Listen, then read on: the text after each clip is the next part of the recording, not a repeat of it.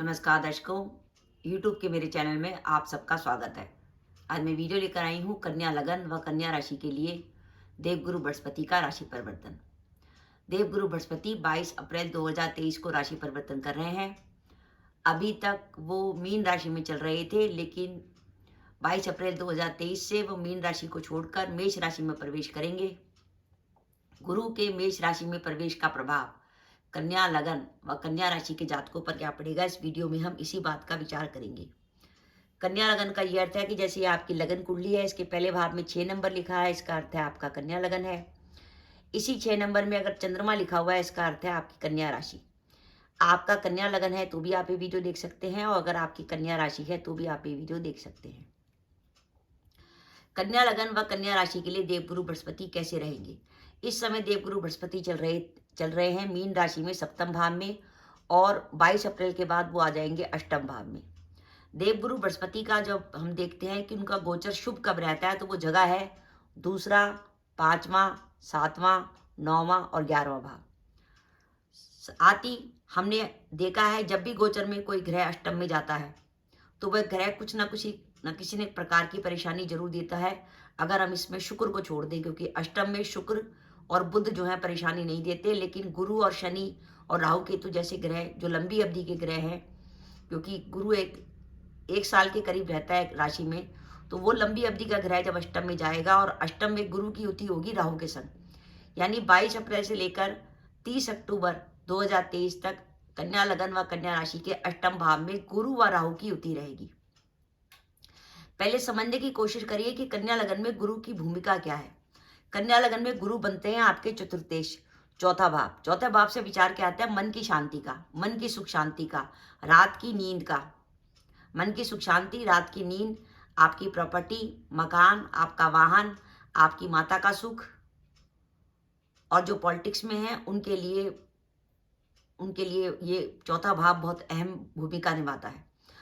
चौथे भाव के अलावा गुरु जो है वो सप्तम भाव के स्वामी हैं। सप्तम भाव से विचार किया जाता है जीवन साथी का, व्यापार का और साझेदारी का और यात्राओं का।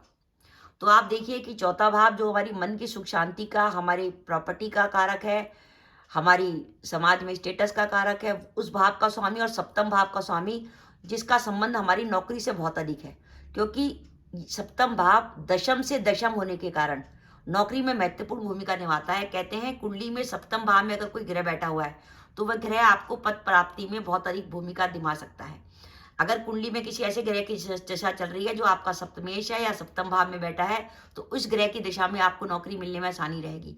तो ऐसा सप्तमेश अब गोचर में अष्टम में जा रहा है। हम जानते हैं कुंडली में छठा, 8वां, 12वां भाव हमेशा खराब माने जाते हैं। ये वो स्थान है जो हमेशा हमारे लिए प्रॉब्लम क्रिएट करते हैं। तो यहाँ पर हमारा चतुर्थेश और सप्तमेश जो अष्टम में जा रहा है वो हमें क्या क्या प्रॉब्लम देने वाला है, अब हम इसका विचार करते हैं। पहली बात, मेरा ये मानना है, मेरी गणना के अकॉर्डिंग कन्या लगन व कन्या राशि के लिए गुरु का ये जो गोचर हो रहा है वो अशुभ हो रहा है। गुरु अष्टम में रहेंगे, अशुभ रहेंगे, लेकिन बीच में जब अगस्त से नवंबर के बीच में गुरु जब वक्री होंगे तो वो आपको पॉजिटिव इफेक्ट देंगे, तब वो दोबारा सप्तम भाव की तरफ आएंगे। तो 22 अप्रैल से लेकर, अब हम सबसे पहले बात करें 22 अप्रैल 2023 से 30 अक्टूबर 2023 के बीच में, जब आपके अष्टम भाव में गुरु और राहु का चंडाल युग रहेगा, उस समय आपको क्या क्या फल मिलने वाले हैं और गुरु आपको क्या क्या नेगेटिविटी देने वाला है। पहली बात, धन की हानि। आप धन से जुड़े मामलों में सावधानी रखिएगा। अप्रैल से लेकर अक्टूबर के बीच में धन से जुड़ी कोई हानि होने की संभावना बनती है। साथ ही आपके स्थान परिवर्तन की भी संभावना बनती है। अगर आप कन्या लगन व कन्या राशि के जातक हैं और विदेश जाने का विचार कर रहे थे तो विदेश जाने के लिए समय काफी अच्छा है। साथ ही अगर आप अपनी वर्तमान जगह को छोड़कर दूसरी जगह जाना चाहते थे उसके लिए भी समय अच्छा है, लेकिन ये समय ऐसा है कि गुरु आके अचानक ही आपका स्थान परिवर्तन करा देंगे। उस स्थान परिवर्तन का कारण शायद ये भी हो सकता है कि जो अष्टम का गुरु है वो प्रॉपर्टी खरीदने का भी योग बनाता है। हो सकता है आपको नई प्रॉपर्टी खरीद ले, उस जगह चले जाए। तो अष्टम का गुरु जो है गोचर में प्रॉपर्टी खरीदने के लिए बहुत बढ़िया है। तो ये गुरु आपके स्थान परिवर्तन का संकेत दे रहा है कि आपका जो वर्तमान निवास स्थान है वो आपका चेंज होने वाला है। अगर आप विदेश जाते हैं तो कोई टेंशन नहीं, लेकिन अगर आपकी जॉब में कोई ट्रांसफर होता है जिसके कारण आपकी जगह चेंज होती है तो फिर वो विचारणीय विषय होगा। साथ ही आपका सप्तमेश अष्टम में जा रहा है, तो दशम से दशम का स्वामी है। तो मेरा यह मानना है अष्टम का गुरु और राहु आपको जॉब में परेशानी में डाल सकते हैं। तो अपने कार्यस्थल पर किसी प्रकार के राजनीति से दूर रहिएगा, किसी प्रकार की पॉलिटिक्स में इन्वॉल्व मत होइएगा, अपना रूटीन का काम करते रहें। और गुरु यहाँ पर अष्टम में मेष राशि में जा रहे हैं, आपका अष्टमेश बनते हैं मंगल, मंगल की राशि में ही गुरु और राहु रहेंगे। तो आप इसके लिए मंगल का उपाय कर सकते हैं कि जब तक गुरु और राहु दोनों इकट्ठे हैं 22 अप्रैल से लेकर 30 अक्टूबर तक आपके अष्टम भाव में, और अगर आपको कार्यालय में कोई परेशानी हो रही है तो आप रोज एक जगह बैठे घर में, या तो सुबह या शाम, और 7 बार हनुमान चालीसा का पाठ करें, तो आपका अष्टमेश मंगल की नेगेटिविटी आपके लिए खत्म हो जाएगी। तो आप हनुमान चालीसा का 7 बार पाठ कर सकते हैं एक जगह बैठकर, और चाहे तो आप मंगलवार का व्रत भी कर सकते हैं। ये समय ऐसा है जब आपके मान सम्मान में कुछ कमी आने की संभावना बनती है। ये सिर्फ मैं गोचर बता रही हूँ। अगर आपकी कुंडली की दशाएं बहुत अच्छी चल रही हैं तो ये गोचर आपको परेशान नहीं करेगा। ये गोचर आपको तभी परेशान करेगा जब आपकी कुंडली की दशाएं भी नेगेटिव चल रही होंगी। अगर आपकी कुंडली में शुक्र की, बुध की, शनि की या चंद्रमा की दशा या अंतर्दशा चल रही है तो ये गोचर आपको इतना परेशान नहीं करेगा। साथ ही अष्टम का गुरु इस बात का भी संकेत देता है कि आपकी कोई पुरानी बीमारी निकल के आ सकती है, और अष्टम भाव में गुरु का अचानक कभी पुलिस केस की भी संभावना बनाता है। तो कभी किसी से कोई लड़ाई झगड़ा हो जाए इस अवधि में 22 अप्रैल 2023 से मई 2024 के बीच में, जब गुरु आपके अष्टम में रहेंगे, तो उस लड़ाई झगड़े को आगे बढ़ाने की जरूरत नहीं है। किसी ने अगर झूठी कंप्लेंट भी कर दी तो आपके ऊपर पुलिस केस की संभावना बनती है। मैंने जनरली लोगों को देखा है कि जब भी गुरु 12वां होता है या अष्टम में होता है तो लोग पुलिस केस में फंस जाते हैं। ये वो समय होगा जब आपको एक समय ऐसा लगेगा कि आपको जैसे किसी काम में सफलता नहीं मिल रही। ये थोड़ा सा निराशा का समय होगा, क्योंकि गुरु और राहु यहाँ आपको थोड़ा सा डिप्रेशन देंगे। चौथे भाव का स्वामी आपके अष्टम में गया है तो आपको मानसिक अशांति लगेगी, मन में शांति नहीं होगी, मन में हमेशा अजीब अजीब ख्याल आएंगे, अनिष्ट की आशंका लगेगी। और अगर आप सरकारी नौकरी में हैं तो ध्यान रखिए सरकार में आपके विरुद्ध कोई कार्रवाई ना हो, कोई सरकारी अधिकारी आपसे नाराज ना हो। इस अवधि में अप्रैल से लेकर मई 2024 के बीच में घर को अकेला मत छोड़िएगा। घर में किसी प्रकार की चोरी का खतरा बनता है, घरों की बहुमूल्य चीजों की चोरी का खतरा बनता है। साथ ही आपके कार्यस्थल पर आपका कोई छिपा हुआ शत्रु आपको परेशान करने की कोशिश कर सकता है। तो ये तो है गुरु की नेगेटिविटी। और अब हम बात करें राहु की नेगेटिविटी, जो गुरु के संग रहेंगे 22 अप्रैल से लेकर 30 अक्टूबर 2023 के बीच में। इसमें राहु दो बातों के लिए तो शुभ है। एक तो पैतृक संपत्ति की प्राप्ति, क्योंकि राहु अष्टम भाव में आ रहे हैं, तो अगर आपकी कोई पेरेंटल प्रॉपर्टी की बात चल रही है कि आपको कोई पैतृक संपत्ति में हिस्सा मिलना था, तो वो संपत्ति राहु आपको दिला सकते हैं। और साथ ही अगर आप विदेश जाना चाहते हैं तो उसके लिए भी अष्टम के राहु अच्छे हैं, क्योंकि विदेश जाने के लिए गुरु भी अष्टम के अच्छे हैं और राहु भी अच्छे हैं। तो विदेश, जो लोग विदेश जाना चाहते हैं, कन्या लगन व कन्या राशि के जातक, उनके लिए गुरु का गोचर सही है। साथ ही जो प्रॉपर्टी खरीदना चाहते हैं उनके लिए भी गुरु का गोचर सही है। तो 3 बातों के लिए गुरु और राहु आपके लिए सही है। एक तो अगर आप पैतृक संपत्ति से जुड़ा कोई आपका कोई मामला चल रहा था तो उसका डिसीजन आपके फेवर में जा सकता है, आपके विदेश यात्रा की संभावना बनती है। अगर आप कोई प्रॉपर्टी खरीदना चाहते हैं तो आपके लिए अच्छा समय है।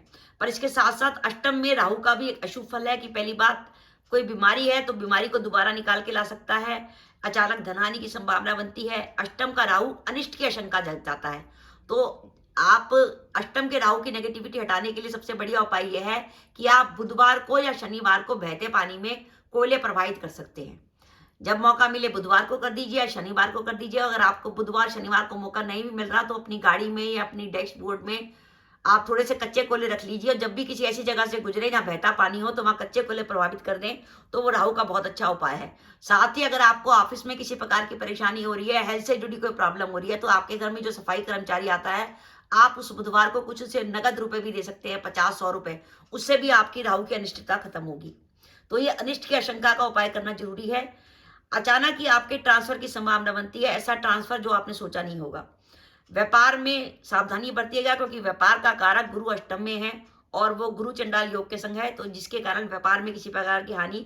और इस अवधि में अगर आपका किसी को शत्रु से कोई पंगा हुआ और शत्रु ने आपको किसी टोने टोटके में फंसाने की कोशिश करी, तो ये अष्टम का राहु उसको बड़ा एक्टिवेट कर देगा, क्योंकि अष्टम में राहु टोने टोटकों को बड़ी जल्दी आकर्षित करता है, क्योंकि अष्टम भाव है तंत्र का, गुप्त स्थानों का, अनिष्ट चीजों का।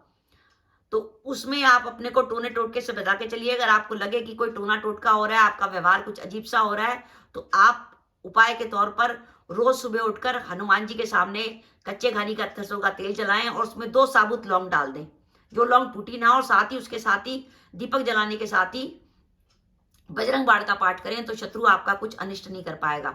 वैसे भी उपाय के तौर पर अगर इस अवधि में 7 बार हनुमान चालीसा का पाठ करते रहेंगे तो मंगल का आप अगर उपाय कर लेंगे तो, क्योंकि गुरु और राहु दोनों मंगल के राशि में बैठे हैं, तो आप इस प्रॉब्लम से निकल सकते हैं। तो मेरा ये मानना है कि कन्या लगन व कन्या राशि के जातकों के लिए जो गुरु और राहु अष्टम में है वो सिर्फ 3 बातों के लिए शुभ है कि पैतृक संपत्ति मिलने में आसानी, विदेश यात्रा या आप प्रॉपर्टी खरीद सकते हैं। लेकिन इसके अलावा अगर आप व्यापार करते हैं या नौकरी करते हैं तो सावधानी बरतिए। इस अवधि में आगे बढ़कर नौकरी बदलने का प्रयास ना करें, अपनी आराम से नौकरी करते रहें, ऑफिस में किसी नए प्रकार की एक्टिविटी में लागू ना हो। और इस गोचर से घबराने की जरूरत नहीं है। अगर आपकी कुंडली की दशाएं अनुकूल हैं, जैसे कुंडली की बुध की, शुक्र की, शनि की या चंद्र की दशा या अंतर्दशा चल रही है, तो ये गोचर आपको परेशानी नहीं देगा। लेकिन अगर आपकी कुंडली में अष्टमेश मंगल की दशा चल रही है या षष्ठेश सूर्य की दशा चल रही है, या कुंडली में आपके अष्टम में स्वयं राहु बैठा है या अष्टम में केतु बैठा है, उसकी दशा या अंतर्दशा चल रही है, तो इस गोचर में आपको थोड़ी सी परेशानी हो सकती है। तो दर्शकों, ये मेरा वीडियो था कि कन्या लगन व कन्या राशि के लिए गुरु का गोचर कुछ अशुभ रहने वाला है, इसलिए उपाय के रूप में हनुमान चालीसा का पाठ जरूर करें। और आप ज्यादा परेशानी होने पर 1 कटोरी साबुत मूंग मंदिर में भी दान कर सकते हैं। विशेषकर गणेश जी के मंदिर में 1 कटोरी साबुत मूंग हर बुधवार को दान करें, उससे भी आपको नेगेटिविटी शांत होगी और कन्या राशि की जो अशुभता है वो आपके लिए खत्म होगी। तो दर्शकों, ये मेरा वीडियो था, आपको कैसा लगा प्लीज कमेंट बॉक्स में कमेंट करके बताइएगा। इसके साथ ही अगर आप मेरे चैनल पर पहली बार आए हैं और आपने मेरा चैनल अभी तक सब्सक्राइब नहीं किया तो कृपया मेरा चैनल सब्सक्राइब कर दें, साथ ही बेल आइकन को भी दबा दें, जिससे जब भी मैं अपने वीडियो अपलोड करूं उसकी नोटिफिकेशन आपको मिल जाए और आप मेरा वीडियो देख सके। इसके साथ ही नमस्कार दर्शकों, जय माता दी।